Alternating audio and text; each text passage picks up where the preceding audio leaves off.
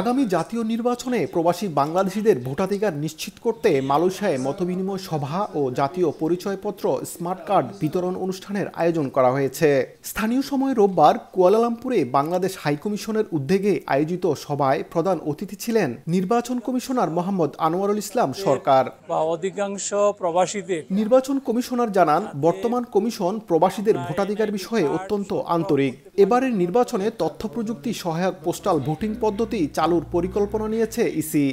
আমরা আশা করছি কয়েকদিনের ভিতরে আমরা এই নিবন্ধনের কাজ শুরু করতে যাচ্ছি এবং এটি আমরা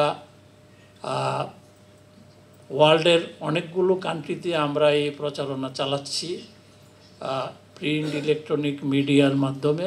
সভায় ভারপ্রাপ্ত হাইকমিশনার বলেন, ভোটিং প্রক্রিয়ায় প্রবাসীদের অংশগ্রহণ নিশ্চিত করতে সব ধরনের প্রচার প্রচারণা চালাবে হাইকমিশন। 2026-এর ফেব্রুয়ারিতে যে নির্বাচন আসছে সেই নির্বাচনে প্রবাসীদের ভোট দেওয়াটা নিশ্চিত। ইনশাল্লাহ আমাদের এই ভোটে আমাদের প্রবাসীরা অংশগ্রহণ করতে পারবেন। এটি অত্যন্ত আনন্দের একটা বিষয়, একটি যুগান্তকারী বিষয় এবং যে কোনো নতুন প্রক্রিয়া শুরুতে অনেক ধরনের হোঁচট খেতে হয়, অনেক ধরনের সমস্যা থাকে। তো আমরা আশা করি প্রবাসীরাও স্বতঃস্ফূর্তভাবে এই প্রক্রিয়ায় অংশগ্রহণ করবেন।